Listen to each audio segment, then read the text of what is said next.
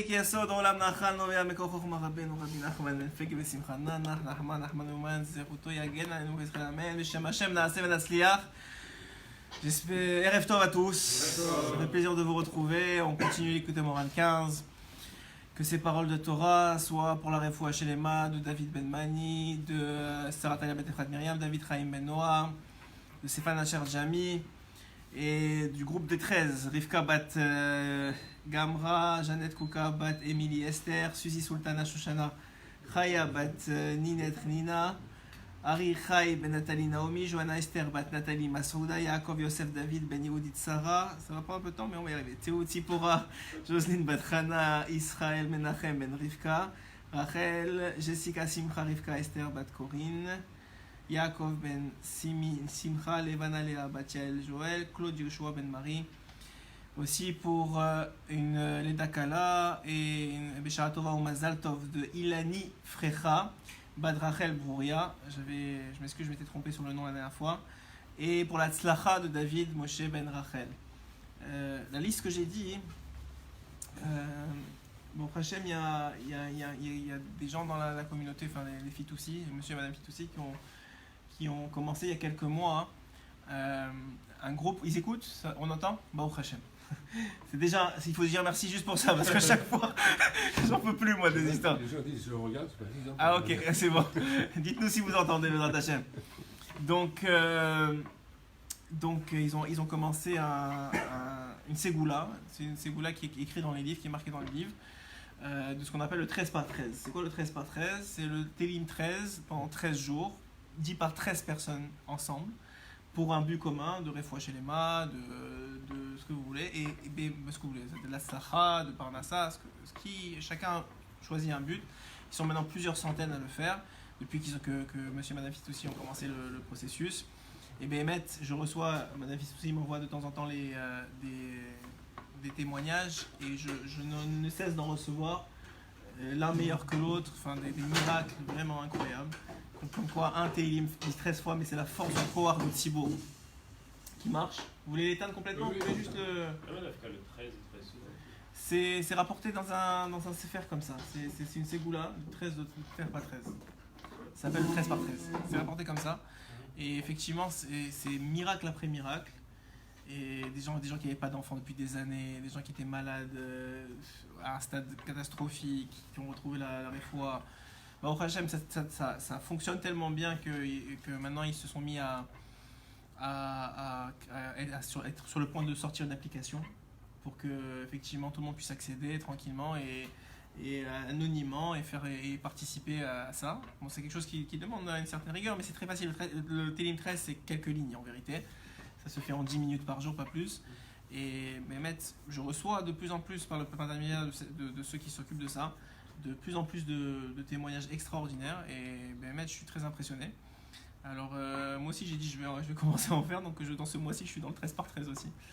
Donc voilà, bon Hachem, ça peut faire que du bien de toute façon, lire des Teilim et se rapprocher d'Akadosh Baruch Hu, se rapprocher des Tzadikim. D'ailleurs je voulais commencer le shiur avec un chidouche qui m'a été donné par le fils d'un de mes amis, David, son fils, Arié Israël. Il m'a envoyé un petit chidouche comme ça en vidéo WhatsApp là, en montrant le chidouche qu'il a appris de son Rav dans l'école Yavne. Et son Rav lui a dit, puisque c'est la période de Purim, et vous savez que l'une des 4 mitzvot de Purim c'est Machatzit HaShekel. Et le Machatzit HaShekel, évidemment c'est ce qu'on a aussi lu dans la paracha de cette semaine et qu'on va relire dans la paracha de Machatzit HaShekel, la partie supplémentaire dans le Moussaf quelques semaines avant Purim. Et je trouvais ça très beau, et c'est très court aussi, mais c'est vraiment un beau chidouche. Comment vous écrivez Machatzit ? Vous écrivez même Chet, Tzadik, oui, après ça, Yud, Taf. Yud, Taf, Machatzit. Voilà, alors le chidouche il est comme ça, celui qui est proche du Tzadik, il est Chai, puisque c'est Yud Chet, c'est Chai, il est vivant. Celui qui est éloigné du Tzadik, il est Met, il est mort. Il est proche de la mort. Vous êtes gentil, vous. C'est écrit Met. C'est pas écrit proche de la mort. Hein. Vous l'avez ajouté le proche. Mais en tout cas, il est Met. Ça veut dire que Béhémet, oui, en vérité, tout celui qui se rapproche du tzaddik, il ne peut que ressentir, que recevoir Béhémet beaucoup de vie, de vitalité. Et encore une fois, les tzadikim nikraim chaim, ça veut dire même dans leur mort, même on ne parle pas ici d'une mort physique ou inversement, ou d'une vie physique, on parle d'une vie spirituelle et d'une mort spirituelle. Tous ceux qui étudient les enseignements des tzadikim, évidemment en particulier de Rabbeinu HaKadosh, mais de tous les tzadikim, et ceux qui vivent à travers les tzadikim et qui vivent en contact avec des tzadikim. Encore aujourd'hui, je parlais juste avant de commencer le shiur, j'étais au Shtibler juste il y a même pas une heure pour faire mincha. Et là-bas, il y avait un tzaddik, un admour, l'admour du Shomer Emunim. C'est lui qui a écrit le livre Shomer Emunim, qui recevait, qui faisait Kabbalat Kahal. Je suis tombé juste pile poil dessus. Et je suis rentré quelques minutes avec lui. Je vous dis juste quelques minutes, ça m'a donné du chizouk pour la semaine, ou même plus que ça. Il m'a raconté une histoire du Baal Shem Tov. C'est un descendant du Baal Shem Tov.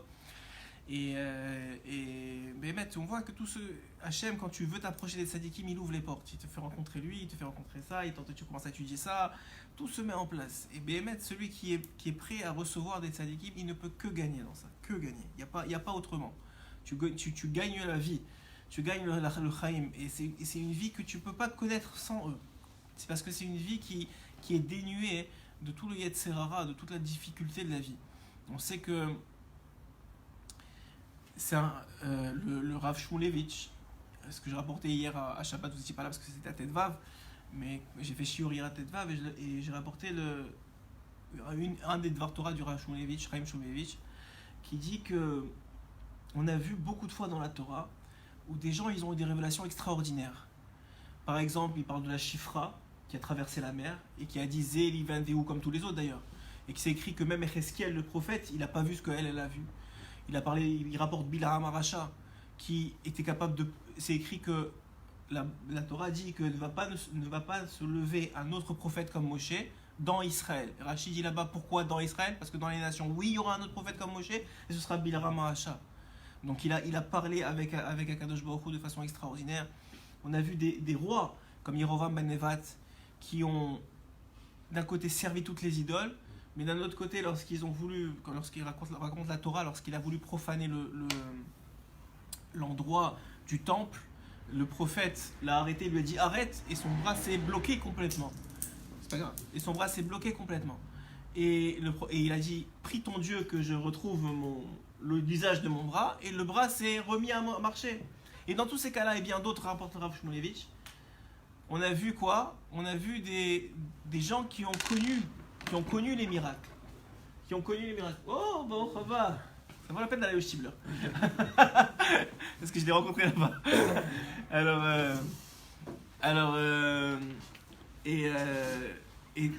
On a vu des gens qui ont vu des choses extraordinaires dans la Torah. Des mecs qui ont vu Hachem panim mou panim, qui ont parlé avec lui, qui ont reçu des choses extraordinaires, et pourtant qui sont restés exactement comme avant la révélation. On voit Bilam qui continue à partir avec son ânesse alors qu'il a parlé avec Akadosh Baruch Hu, qu'il a vu en tout cas Hachem, ou une partie d'Hachem, ou une révélation d'Hachem. On voit la Shifra qui voit dans l'ouverture de la mer, qui voit la grandeur d'Akadosh Baruch Hu, qui voit Zéli Vendéou, et qui reste une Shifra. On nous dit, la Torah ne nous apprend pas qu'elle est devenue Miriam Hanevia, qu'il y a une seule Miriam Hanevia.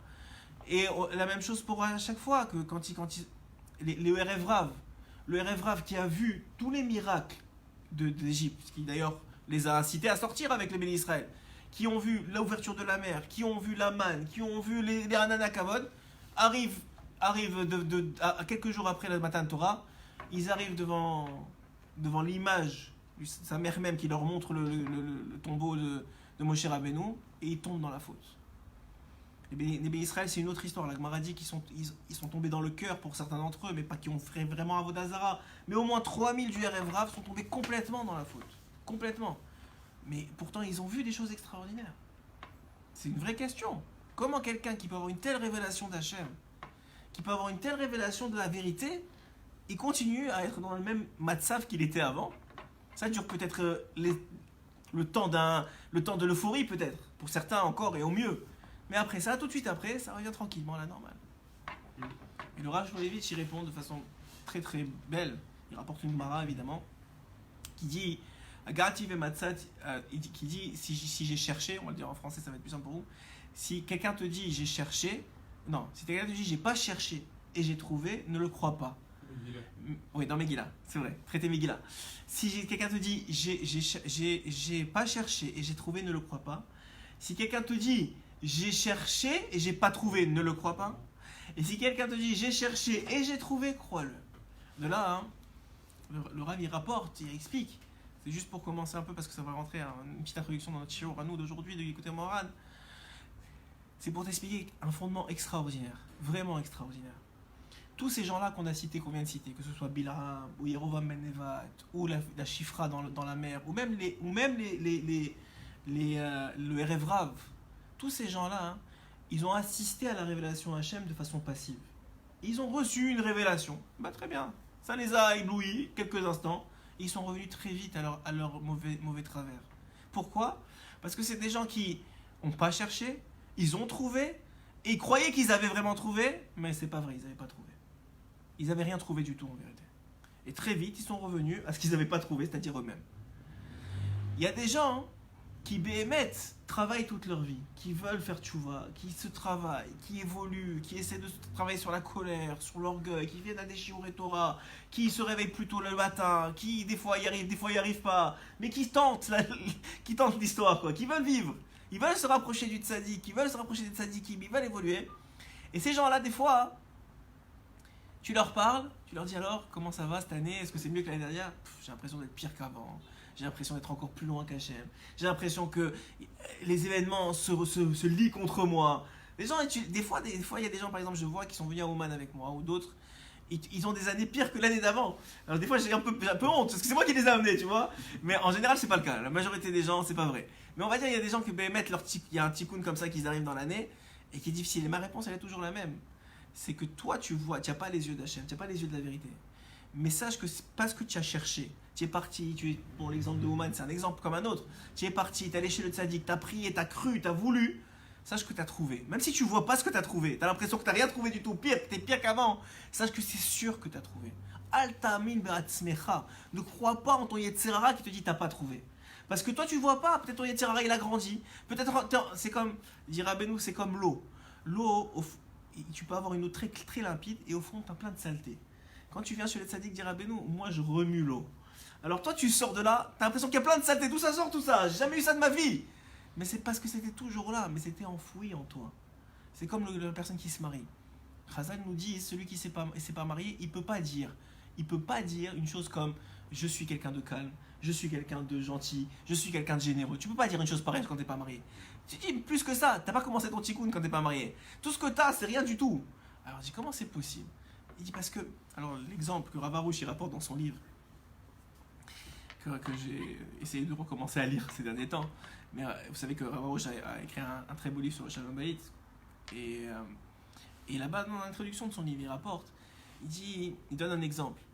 Il dit il y avait un homme qui évidemment voulait devenir un tzaddik. Donc qu'est-ce qu'il a fait? Il a dit moi je veux pas de ce monde-ci, moi je veux pas de rien du tout de ce monde-ci, il voulait même pas se marier. Il a dit moi je vais au Beth Knesset, je vais m'asseoir là-bas, je vais vivre là-bas, je vais demander à celui qui s'occupe de la Beth Knesset de me donner de quoi juste m'installer et lui promettre qu'effectivement je bougerai pas, j'embêterai personne, juste tout ce que je veux c'est de m'asseoir et étudier. Et effectivement c'est ce qu'il a fait de sa vie. Il s'est assis, il étudiait, mais sans mari, sans enfant, sans femme, sans rien du tout, juste étudier. Il y en a un qui a été permis de faire ça, c'est Ben Azaï dans la Gemara. Mais c'était le seul. Et même là, il y avait quelques difficultés.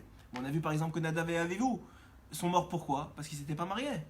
Ils ont amené un feu qui n'était pas permis, et on les a enlevés de ce monde parce qu'ils n'étaient pas mariés. C'est comme ça dit la Torah. Donc on voit qu'il y a un vrai problème dans là. Mais en même temps, tu vois que les gens mariés, eh ben, tu t'énerves plus, tu tombes plus, tu risques plus.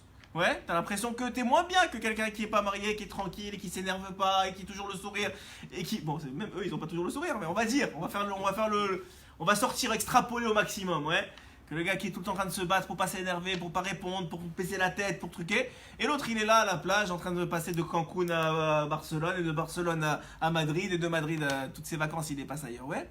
Donc tu dis quoi? Le gars, ça a l'air que lui il est beaucoup mieux que l'autre, ouais. Alors il rapporte comme ça, il dit que cet homme-là, il a choisi cette vie-là. Et effectivement, dans toute la ville, on le respectait énormément, on lui demandait de brachot, on venait, etc. Bon, c'est une image, c'est pas une vraie histoire, mais il rapporte pour la dogma, pour l'exemple.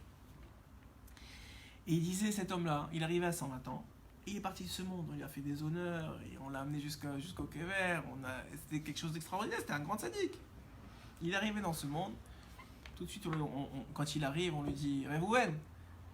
On ne l'appelle même pas Rabbi, rien. Réhouven, viens, c'est ton tour. Alors il monte comme ça, il arrive devant les juges. Et là, on commence à lui dire tu es un radin, tu es un coléreux. Dis-moi, vous rigolez, je suis rien de. Vous parlez de moi, vous êtes sûr que vous n'êtes pas sans tromper de dossier.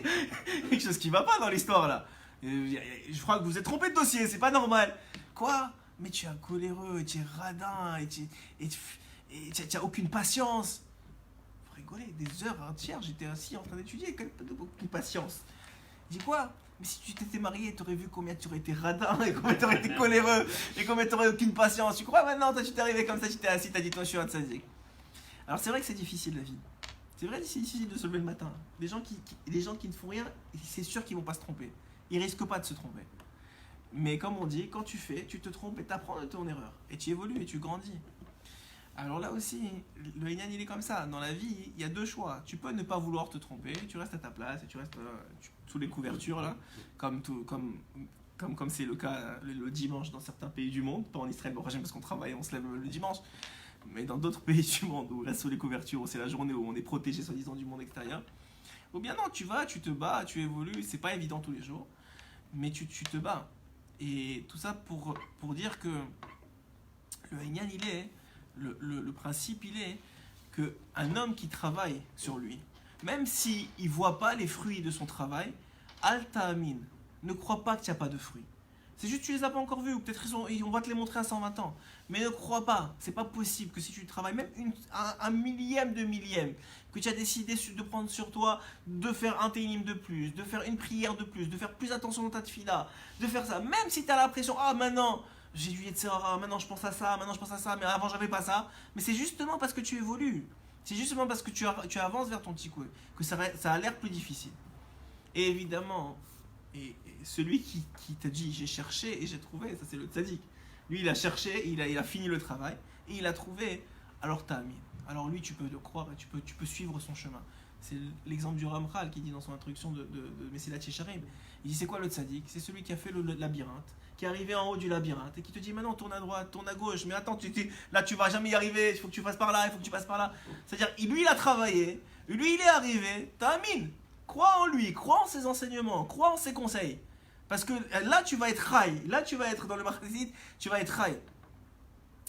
Et Dafka, d'ailleurs le fils, donc Ari Israël, il m'a donné ce shiridusha, et le père David, mon ami, il me disait que dans ce même mot de Machatzit, donc on n'a même pas commencé Shiur, mais on va y arriver, dans le même mot de Machatzit, vous avez même Chet, c'est Moar, c'est le cerveau, vous avez le Tzadik, donc le cerveau du Tzadik, et vous avez à la fin Machatzit, donc vous avez Yud, tête, qui est en vérité, dans le principe même de Gematria, donc Yud, tête, c'est 410, Yutaf, excusez-moi, Yutaf, c'est 410, et là-bas, vous verrez que c'est le Moar du Tzadik, ça veut dire l'esprit du Tzadik, il est Kadosh. Kadosh, c'est aussi c'est le même Gematria. Donc ça veut dire quoi? Ça veut dire que quand tu t'attaches à l'esprit du Tzadik, aux enseignements du Tzadik, c'est juste pour vous motiver à venir plus au Shiurim, non, je rigole. Venir au Tzadik, que vous attachez au Moar du Tzadik, qui est Kadosh, alors vous aussi vous faites partie de ce Moar-là, vous aussi vous vous imprégnez de ça, vous aussi vous tenez à ça, vous aussi vous avez une partie de là. Alors c'est vrai que des fois on n'arrive pas à le sortir du Beth Midrash, des fois c'est vrai qu'on n'arrive pas à l'impliquer dans notre vie, c'est vrai qu'on a un enseignement et on a l'impression qu'il ne sert à rien. Mais rien ne sert à rien. Même si on n'arrive pas à le mettre tout de suite en pratique, même si c'est difficile. Et souvent les conseils de Rabbeinu, et les enseignements de Rabbeinu, c'est pas des enseignements de beauté de Torah. Ces enseignements, les poils, comment on fait pour les sortir dans notre vie. Alors des fois, à chaque jour, je donne un conseil ou deux conseils. Des fois, vous n'avez pas réussi à l'appliquer dans la semaine, même moi, des fois. Et des fois, ça dure quelques semaines, et comme il y en a un autre conseil qui prend le pas, alors on oublie le conseil précédent. On a l'impression qu'on n'avance pas, mais c'est pas vrai. Chaque chose, elle a son temps. Chaque chose, elle mûrit en vous. Chaque chose, elle mûrit en nous. Parce que je m'inclus dans ça. Et chaque chose, elle évolue. Et en fonction de qu'est-ce qui nous est propre, qu'est-ce qui est nécessaire pour la semaine qui va venir, pour le mois qui va venir. Alors, l'enseignement, il va avec. Il va avec. C'est pour ça que Rabbeinu, l'un des premiers enseignements, il dit il faut marcher avec la Torah. C'est quoi marcher avec la Torah? C'est avoir la Torah. Tu prends la main de la Torah et en fonction de là où tu es, elle te conseille en fonction de ta vie. Et donc on avait parlé la dernière fois, pour ceux qui n'étaient pas là, on avait commencé l'écouter Moharan 15, donc on commence là au Shiur, vraiment. on va arrêter les introductions. Et on avait parlé dans l'écouté Moran 15 que Rabbeinu, il conseille, c'est un secret énorme qu'il donne, Bémet, et celui qui est capable de l'appliquer à Shrehu, Matofrekeu, combien il a de srout. Il disait que, c'est un Zohar d'ailleurs, il dévoilait ce Zohar-là, qui dit que tout celui qui est jugé en bas, il n'est pas jugé en haut. Tout celui qui est jugé en bas, il n'est pas jugé en haut. Donc il apprend de là quoi? Si tu comprends que si tu es jugé en bas, tu n'es pas jugé en haut, alors il donne le conseil de se juger tous les jours. Tous les jours, avant de dormir, on avait dit de prendre 10-15 minutes. Je sais, on sourit parce que probablement on n'a pas tous fait ça cette semaine, et c'est pas grave. On va y arriver un jour. Et même si on n'y arrive pas, probablement que ça a des faits. Mais il avait ce magnifique conseil, ce merveilleux conseil. Pourquoi merveilleux?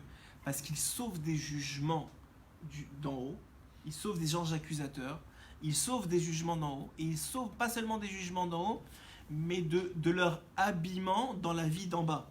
Parce que pourquoi un homme il a une crevaison? Pourquoi un homme il a c'est incroyable ce que je dis, hein. Je n'oserais pas le dire, c'était pas Rabbeinu qui le disait. Pourquoi un homme il a une crevaison? Pourquoi un homme il attend 3 heures de queue là? Et pourquoi il fait ça? Et pourquoi il a besoin de ça? Pourquoi? Pas shoot, parce qu'il y a des dynimes sur sa tête. Il y a des rigueurs sur sa tête. Pourquoi il y a des rigueurs sur sa tête? Parce qu'il y a eu des jugements sur sa tête à cause de fautes qu'il a fait, que tout le monde fait. Donc il y a eu des jugements qui ont été décrétés. Et maintenant il s'habille dans sa vie. Alors Hachem, évidemment, il est miséricordieux. Il ne donne pas tout d'un coup, parce que sinon on se serait toute la journée par terre. Donc il donne un peu par là, un peu par-ci. Il avance tranquillement. Ouais. À tel point hein, qu'il y avait un Rav, un des élèves du Baal Shem Tov. J'ai eu cette histoire-là hier. Je ne me rappelle plus du nom du Rav, excusez-moi. Mais j'ai eu cette histoire-là parce que vous savez que c'est une grande ségoula de lire l'histoire du Baal Shem Tov tous les samedis soirs. En particulier pour la Parnassa d'ailleurs, c'est une ségoula de Parnassa. Je dis qu'on dit Parnassa tout de suite, les gens ils font la ségoula, donc je vous dis c'est une ségoula pour la Parnassa de lire l'histoire du Baal Shem Tov. Donc je lisais une histoire du Baal Shem Tov hier à mon fils, c'était un élève, je ne me rappelle plus lequel, du Baal Shem Tov, qui disait que lui, dès qu'il mettait la tête sur l'oreiller, il dormait. Et s'il ne dormait pas, c'est qu'il savait qu'il avait une faute sur laquelle il devait faire tchouva, et c'est ça qui l'empêchait de dormir, et donc il devait faire tchouva avant de dormir. Donc c'est un peu le même inyan, vous voyez, comme quoi, même ça, dans les histoires, tout se recoupe. Donc, et donc effectivement, il faisait attention à ce qu'il avait fait dans la journée, il se remettait en question jusqu'à qu'il arrive à dormir. Quand il dormait, il savait que c'était bon, qu'il avait réglé son compte. Il n'y avait pas besoin d'avoir de jugement. Et c'est le même minyan qu'on a vu la semaine dernière. Rabbeinu il dit qu'un homme il doit s'efforcer le plus possible évidemment d'avoir des doutes. Rabbeinu il dit très clairement, je sais que c'est un Yitzhara énorme. Même chez Breslev, vous allez sur les WhatsApp ou ce que vous voulez, dans les gens qui sont pas soi-disant, mais qui veulent s'attacher à Rabbeinu, qui écoutent les enseignements de Rabbeinu, le conseil le plus difficile à appliquer, c'est l'aïd des doutes. Pourquoi? Parce que Rabbeinu il a dit, c'est le sod, c'est le secret, le parler avec Hachem, ce qui a l'air totalement simple et rien du tout. Parler avec Kadosh Baruch Hu, même pour ne rien dire, c'est-à-dire juste t'asseoir et avoir du temps. Tu dis ça, je voulais parler avec Hachem, mais j'ai rien à te dire, ok? Et tu t'assois. Et t'attends comme ça 1 heure. Vraiment, hein? Alors, encore plus si tu parles. Mais disons juste ça. Parce que déjà, le Yitzhara va te dire, ouais, mais t'as rien à dire, c'est pas la peine. Non, c'est pas vrai. Là, si vous rien à dire, ça marche aussi.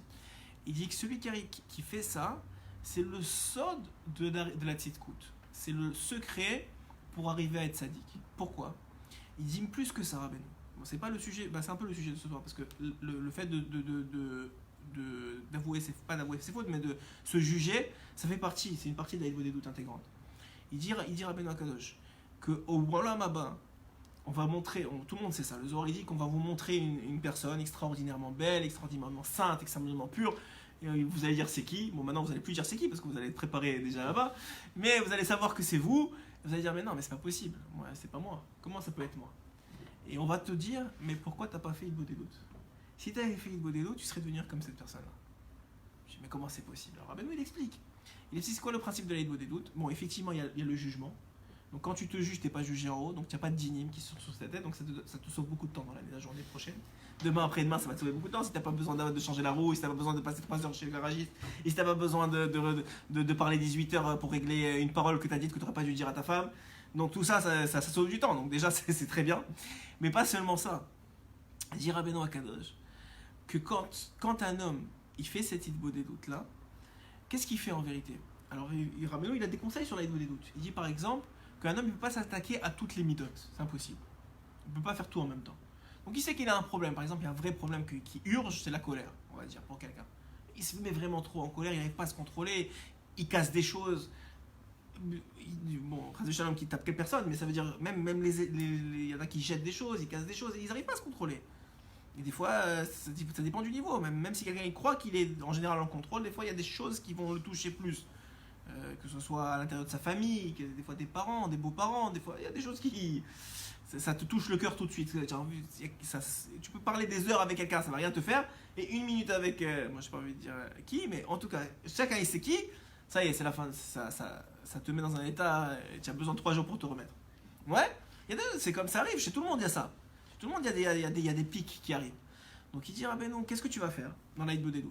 Tu vas dire à Hachem, tu vas prier à Hachem. Je t'en supplie Hachem, aide-moi. Je ne m'en sors pas, je suis encore tombé, aide-moi. Je m'en sors pas, je suis encore tombé, aide-moi. Et tu lâches pas. Rabbeinu il dit tu lâches pas, tu es matpid sur la mida. Et même si tu vois qu'il y a d'autres problèmes, t'occupes pas pour l'instant. Règle ce problème-là. Jusqu'à qu'il soit réglé, tu lâches pas jusqu'à que c'est réglé. Quand c'est réglé, tu passes à l'autre. Et alors qu'est-ce qu'il dit? Il dit à 120 ans, tu vas avoir réglé tous les problèmes. Parce que t'as pas lâché. Hachem va t'aider au bout d'un moment. Il va t'enlever la colère. Au début, ça va sortir pire. Parce que c'est comme l'eau qu'on mélange. Il faut que la mida, elle s'expose pour que tu aies... Si tu sais pas que tu es coléreux, tu vas pas prier pour. Si tu sais pas que tu es coléreux, tu vas pas faire tchouva pour. Ouais. Je vous ai dit, le shiur la semaine dernière, je vous ai dit que le Aish Moran il rapporte pourquoi il y a eu la faute du veau d'or. Pourquoi il y a eu la faute du veau d'or? Je sais pas ce qu'il y a écouté le shiur la semaine dernière, mais pourquoi il y a eu la faute du veau d'or? Dit la Gemara, Rachid dit qu'ils n'étaient pas réouïm de faire la faute du veau d'or. C'est-à-dire ils n'étaient pas au niveau de faire une telle faute. Ils venaient de recevoir la Torah, ils étaient à un niveau énorme. Comment ils pouvaient faire une telle faute? C'est impossible. Alors dit Rachid, dans les mots de Rachid d'ailleurs, je l'ai vérifié après, Daf Dalet Amoud Bet, parce que j'avais dit Daf Dalet Amoud Aleph dans le premier shiur, mais c'est Daf Dalet Amoud Bet. Dans Avodah Zarah, vous verrez au milieu de la page, Rachid à gauche. Là-bas, Rachid dit dans les mots de Rachid, Aya Gzerat Meler. C'était un décret divin, le veau d'or. C'était un décret divin. Et le Aish Moharan, il apporte une explication. Alors, le Rachid là-bas, il dit pourquoi c'était une Gzerat Meler. Il dit pas ce que je dis au Aish Moharan. Il dit que c'est pour apprendre aux âmes, aux futures générations, que quel que soit ce qu'on fait comme faute, on peut faire tchouva. Comme même le veau d'or, ils ont pu faire tchouva. Ils sont morts quand même. 3000 qui n'ont pas voulu faire tchouva. 3000, ils n'ont pas fait tchouva. 3000, ils sont rentrés, ils ont fait ça. Et même quand Moshe Rabbeinu, on avait expliqué dans le shiur, que même quand Moshe, on va pas refaire le shiur là-bas, mais même quand Moshe Rabbeinu est descendu, ils ont continué à vouloir le veau d'or. Alors là, ça s'est terminé pour eux. Mais le reste, ils avaient un peu de héros de vouloir faire le veau d'or et tout ça. Mais quand ils ont vu Moshe, ils ont dit non, c'est bon, on veut pas. Et là, ils ont fait tchouva. Donc Rachid là-bas, il dit que c'est pour t'apprendre de faire tchouva. Mais le Aish Moharan, c'est Rioun, parce qu'il y a beaucoup de questions qui se posent sur ça, mais juste pour qu'on ait une idée, le Aish Moharan, il dit pourquoi est-ce que ça leur est arrivé? Parce qu'ils avaient de la gava, ils avaient de l'orgueil d'avoir reçu la Torah, d'être des grands Mekoubal. Maintenant, on est tous bien, on est tous gentils, on est tous intelligents. Ouais, on n'a pas de problème. Mais il y avait encore des problèmes, évidemment. Il y avait encore des problèmes à régler. En tout cas, il fallait avoir une volonté continuelle de grandir, de se rapprocher d'Akadosh Baruch Hu. C'est pas parce qu'il n'y a pas de problème qu'il ne faut pas vouloir se rapprocher. Parce que Hachem, il est En-Sof, il est infini. Donc, le problème, peut-être même tu pourrais pas dire qu'il y avait de problème, parce que c'est écrit que le Zohar Matadachash, le venin du serpent, il s'est enlevé d'eux, comme on avait dit cette semaine. Donc, peut-être qu'ils n'avaient même pas de problème en eux, à part la Gava. Mais le vrai problème, c'est que tu peux dire que cette Gava-là, c'est pas une vraie Gava comme nous on croit, on est orgueilleux, on se croit, etc. Simplement le fait de se croire être arrivé, ça aussi c'est de la Gava. C'est beaucoup plus faible, beaucoup plus fin dans l'esprit. Mais se croire qu'on n'a pas besoin d'avancer. Ça y est, on va être prophète, fils de prophète, on va voir Hachem comme on l'a vu jusqu'à maintenant, et tout est bien, on n'a pas besoin de bouger. Mais comme Hachem il est infini, et d'ailleurs c'est le plaisir des tzadikim. On a dit dans plein de shiurim que les tzadikim ils cherchent des gens dans ce monde pour s'accrocher à eux, pour pouvoir faire encore des mitzvot, qui sont prêts, que le tzadik il te remercie de l'avoir fait, de venir sur son kever pour prier pour lui, parce qu'il descend et quand il descend il remonte plus haut. C'est En-Sof, ça finit jamais. Donc un homme il se dit ça et je suis arrivé, je me contente, c'est aussi de la gave. Et c'est aussi un problème. Mais si Hachem il te le montre pas en te faisant tomber, comment tu vas le savoir? Tu n'es pas capable de savoir. Si comme cette histoire-là de cet homme-là qui s'est jamais marié, s'il s'est jamais marié, il sait pas qu'il est radin et que si sa femme elle avait dit je veux acheter une maison à 3 millions de shekels, il n'aurait pas voulu. Bon, c'est pas de la radinerie ça, mais on va dire simplement un petit exemple. N'importe quoi, il n'aurait pas su. Alors quoi, il arrive à 120 ans, il sait même pas qu'il a ça en lui. Mais même il a ça en lui. Et donc on voit combien il est important, et bien maintenant on commence le shiur, avec les premiers mots de Hod Gimel pour ceux qui suivent dans le livre, du L'écouter Moran 15. On avait dit que tout le principe de se juger, c'est pour. Qu'est-ce qui fait que ça annule les dynimes, que ça annule les rigueurs sur ta tête? C'est que ça amène la ira, la crainte, vers son shoresh qui est Hachem Yitbarach. Parce qu'en vérité, quelqu'un qui ne se juge pas, en plus de ça, il va faire en sorte que maintenant la crainte qui est témoignée par le jugement qu'une personne elle fait sur elle-même, sur ses actions, sur ses comportements. Et j'avais dit, je ne sais pas si je l'avais dit ou je ne l'avais pas dit, mais je vous le dis, que c'est important de ne pas se faire bouffer la journée par ça. Un homme, par exemple, il se met en colère un moment dans la journée. La colère, c'est un exemple simple. Vous pouvez prendre plein d'autres exemples, mais moi j'aime bien cet exemple-là. Un homme, il se met en colère, ouais. Alors qu'il ne reste pas, il ne garde pas ça jusqu'au soir dans sa tête. Je me suis mis en colère, parce qu'il est mort, le gars, c'est fini. Il peut déjà aller dormir, c'est pas la peine qu'il continue la journée. Dès qu'il va voir quoi que ce soit, c'est fini, il est mort. Il va encore plus te mettre en colère et ça va créer un grand engrenage. Donc ce qu'il fait, maintenant on a les téléphones, malheureusement ou heureusement, ça dépend pour qui il utilise pourquoi. Pour la majorité c'est malheureusement, mais bon. Ou bien vous avez un petit calepin comme on a l'habitude de dire, tout de suite vous le notez. 15h50, je me suis énervé contre mon fils. Point. Je règle ça ce soir. Et c'est fini. Le littéraire il va revenir te dire, ah t'as vu, je t'énerve. Je parle pas de ça maintenant. On en parle ce soir. Non, je parle pas de ça. Et à la fin de la journée, en plus, que en général, le littéraire il t'embête toute la journée, mais quand t'arrives à niveau des doutes, t'oublies tout. Je sais plus qu'est-ce qui s'est passé dans la journée. T'arrives à ton niveau des doutes, tu sais plus, ah ouais, j'ai fait des choses aujourd'hui. Non, j'étais parfait aujourd'hui, j'étais génial. Comment ça se fait? Tu t'en rappelles plus. Alors que là, tu les as notés. Le littéraire il t'embête pas dans la journée, et toi le soir, tu règles tes comptes. Et tu te fais pas juger en haut. Et plus que ça, le Zohar il dit qu'à la fin, quoi, 120 ans, puisque tu as choisi Hachem comme juge tous les jours, Hachem il dit au tzadikim, vous le jugez pas, c'est moi qui le juge. Et il dit le Zohar, qui meilleur juge que Akadosh Baruch Hu. Donc on voit là que la personne elle se juge elle-même, elle amène ce qu'on appelle la ira, la crainte vers Hachem. Parce que pourquoi elle se juge? Parce qu'elle craint Hachem, parce qu'elle reconnaît que c'est lui le roi, parce qu'elle reconnaît que c'est lui le juge des juges. Donc qu'est-ce qu'elle dit? Elle dit à Hachem, voilà j'ai fait ça. Elle reconnaît ses fautes, elle se dit pardon, elle lui demande de l'aider. Non, des choses simples, on ne parle pas de grands, mais c'est tellement difficile, je vous dis. Mais des choses simples. Elle lui demande de l'aider pour la journée prochaine. Très bien, il a fait son travail. Maintenant en faisant ça, lui il se rend même pas compte.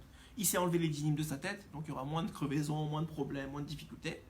À part ceux qui sont prévus par son tikkun, ce qui est une autre histoire. Pas des choses qui s'est créées lui-même par ses fautes. Il y a des choses qui sont prévues par les tikkuns, ça on peut pas. C'est le sod à Galgalim qu'on a vu dans le côté moral 14. Le sod à Galgalim, c'est que ça tourne. Mais de toute façon, tu perds pas. Parce qu'au mieux, tu vas récupérer soit dans la Maba, soit si tu as besoin de revenir une autre fois, tu vas récupérer dans ton prochain Gilgul. Donc il n'y a pas de problème. De toute façon, tu perds pas. Mais on va dire que l'individu, il a fait ce travail-là.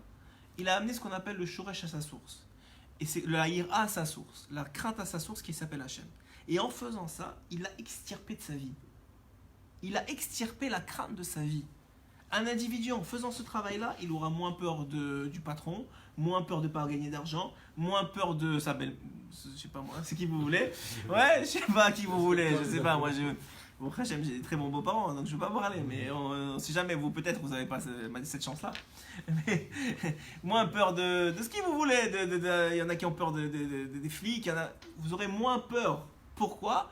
Parce que cette crainte-là des événements de votre vie et des gens dans votre vie, et on a beaucoup parlé de ça déjà, elle ne vient que parce que vous ne faites pas ce travail-là. C'est le secret de Rabbeinu. Elle ne vient que pour ça. Si vous avez fait ce travail-là, elle n'est plus là pour s'habiller dans votre vie. Vous avez confiance en Hachem. Vous avez confiance qu'il va vous aider. Vous avez confiance que ça va aller mieux. Vous n'avez plus à avoir peur. Et même si, disons qu'un flic il vous arrête sur la route, eh ben vous n'aurez plus les palpitations. Et vous direz Enron Milevado, qui est le secret d'ailleurs quand vous faites arrêter par les flics sur la route. Vous dites Enron Milevado, vous allez voir, ça marche très très bien. Alors quoi, allez-y, continuez. Oui, je veux dire, est-ce qu'il y a une certaine manière de détourner la chose, je veux dire, l'expression elle est connue, faire la politique de notre chien, prouver je ne peux pas le voir. Non, ça non. Ça non, parce que vous allez être jugé en haut. Il n'y a pas de pas voir. Si Hachem il t'amène un problème, justement, c'est toute l'introduction que je vous ai donnée. S'il t'amène un problème, c'est pas pour te dire tu es nul, mais tu vaux rien, mais qu'est-ce que t'es encore tu t'énerves après tant d'années, encore tu réponds comme ça, encore tu fais. Non, c'est pas pour ça qu'il fait ça, Hachem. C'est parce qu'il veut te dire mon fils, je veux pas que tu viennes comme ça à 120 ans. Je veux pas.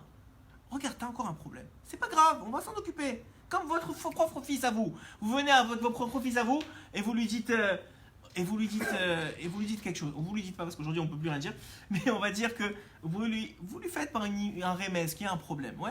Pourquoi vous faites ça? Pas pour lui dire mais t'es nul.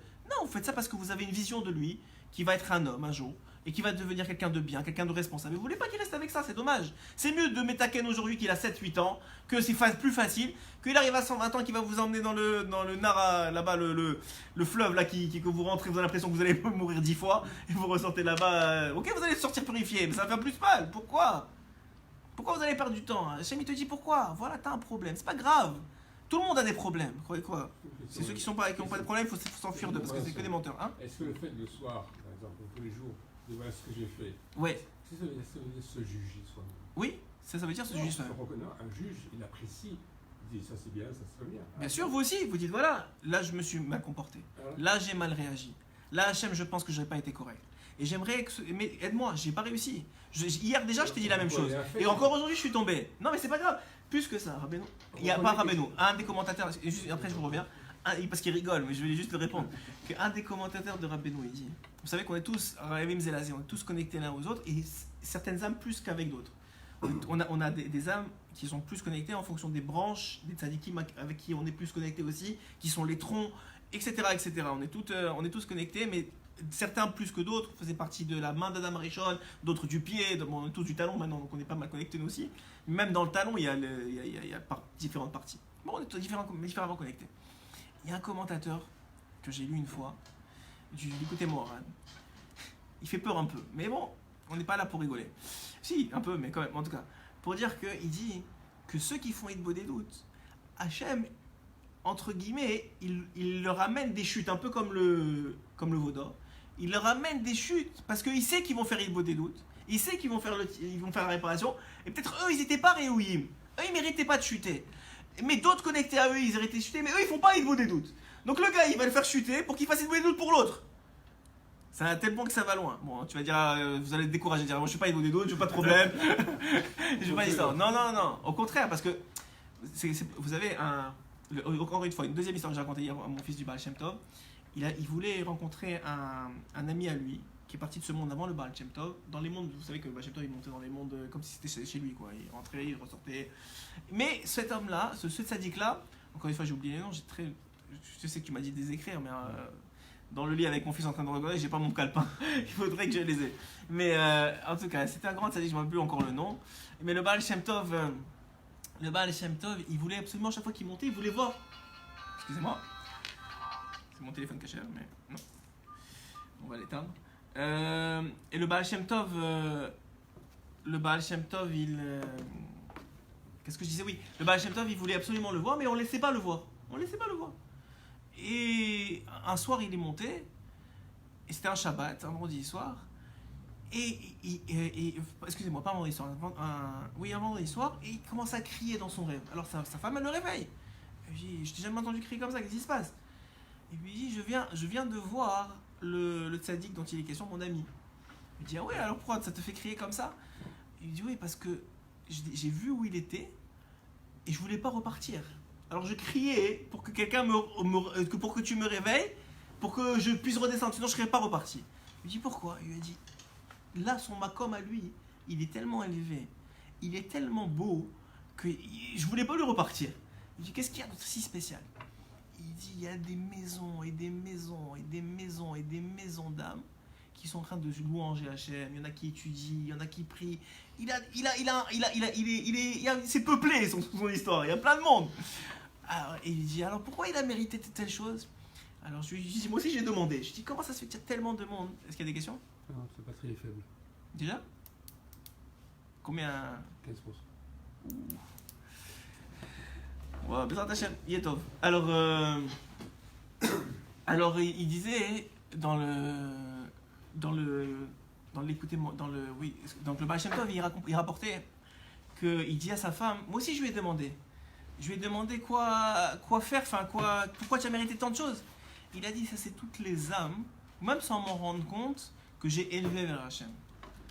C'est-à-dire que vous faites un travail, et vous ne savez même pas pourquoi vous le faites, et vous le faites pour les autres, et vous ne savez même pas que vous le faites pour les autres. Ouais. Comme lui, il a une batterie de recharge, il ne savait même pas qu'il allait amener pour moi cette fois-ci. Vous avez vu? Il a aidé des gens, il continue à écouter le shiur. Maintenant, lui, il ne sait pas qui est derrière la caméra, ouais. Mais à 120 ans, Bezrat Hashem, on lui espère, bien en arabe, personne ne sait c'est qui, donc c'est pas grave. Mais, et même vous venez au cours, personne ne vous voit. Moi, je perds un peu du Sahara parce que les gens ils me voient, mais personne ne vous voit derrière la caméra. Mais tout ça pour dire quoi? Que l'individu, il est. Ça branché? Super. Alors, ça, c'est ceux qui prennent beaucoup l'avion qui ont ce genre de choses-là. Ils sont toujours avec les chargeurs. Et alors, l'individu, il est là, il fait des choses, il sait même pas qu'est-ce qu'il est en train de faire. Et à 120 ans, on lui montre, regarde, grâce à toi, il y a eu ça, grâce à toi, il y a eu ça, grâce à toi. Et il lui dit, c'était tellement beau, il dit, bah, je voulais pas quitter cet endroit-là. Donc, dit ici alors, excusez-moi, je vous ai coupé la dernière fois. C'était bon? On a fini ça? Ok, parce que pour répondre à ces questions. Les shoresh haïra hudat. Donc maintenant, on a dit que l'essentiel, c'est d'élever la ira, la crainte vers Hachem. Mais dire à Benoît, il y a une condition à ça. La condition, c'est ce qu'on appelle le da'at. Le da'at, c'est la connaissance. Pourquoi? Parce que comme j'ai expliqué, il y a différents types de ira, il y a différents types de craintes. Il y a ce qu'on appelle la crainte des événements de votre vie, le policier, ce que vous voulez, les événements qui arrivent, la banque, ce qu'il y a, ça s'appelle la crainte. Mais c'est ce qu'on appelle une crainte nefoula, elle est tombée dans ce monde-ci, cette crainte-là. Il y a un deuxième niveau de crainte qui est rapporté par beaucoup de tzadikim, Messiah Jérémie en parle, beaucoup de moments en parlent, ce qu'on appelle